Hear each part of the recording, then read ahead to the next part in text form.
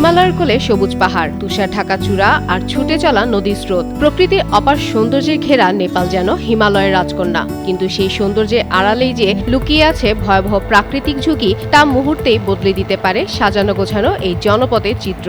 ভূমিকম্প, বন্যা, ভূমিধস কিংবা তুষারধস, বছরের পর বছর এসব দুর্যোগে বিপর্যস্ত হচ্ছে দেশটি। গেল ২৬ আগস্টের ভয়াবহ আকস্মিক বন্যা যেন সেই দুর্যোগেরই ভয়ঙ্কর চিত্র আবারও সামনে এনে দাঁড় করালো।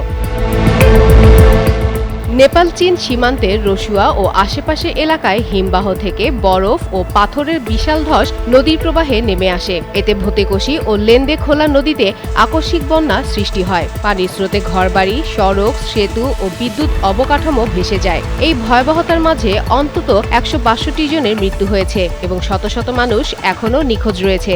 তিব্বতের গিরং এলাকাতেও প্রাণহানি ও ব্যাপক ক্ষয়ক্ষতি হয়েছে। JBS holdings limited.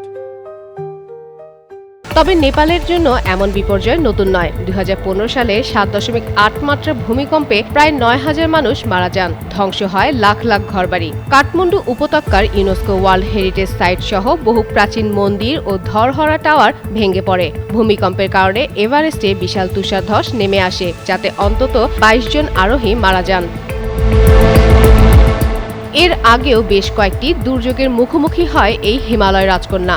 ১৯৩৪ সালের ভয়াবহ ভূমিকম্পে নেপাল ও আশেপাশের এলাকায় ব্যাপক প্রাণহানি ঘটে। ১৯৮৮ সালের ভূমিকম্পে মারা যান ৭২১ জন, আর ১৯৯৩ সালের বন্যা ও ভূমিধসে প্রাণ হারান প্রায় ১,২৫৯ জন। ২০১৪ সালে তুষার ঝড় ও তুষার ধসেও বহু পর্বতারোহী ও পর্যটক প্রাণ হারান। ভূবিজ্ঞানীরা বলছেন, নেপালের ভৌগোলিক অবস্থানই এর বড় দুর্বলতা। দেশটি সক্রিয় ভূমিকম্পপ্রবণ হিমালয় অঞ্চলে অবস্থিত। খাড়া পাহাড়, দুর্বল ভূতাত্ত্বিক গঠন ও বর্ষার অতিবৃষ্টি ভূমিধস ও বন্যার ঝুঁকি বাড়ায়। একই সঙ্গে জলবায়ু পরিবর্তনে হিমবাহ দ্রুত গলছে, বাড়ছে হিমবাহ হ্রদ ও আকস্মিক বন্যার আশঙ্কা। সৌন্দর্যের লীলাভূমি নেপাল বারবারই দাঁড়াচ্ছে দুর্যোগের মুখে। প্রতিটি বিপর্যয় রেখে যাচ্ছে মৃত্যু, ধ্বংস আর নতুন করে ঘুরে দাঁড়ানোর কঠিন লড়াই। ফাতেমা ফাতেহ জান, যুগান্তর নিউজ।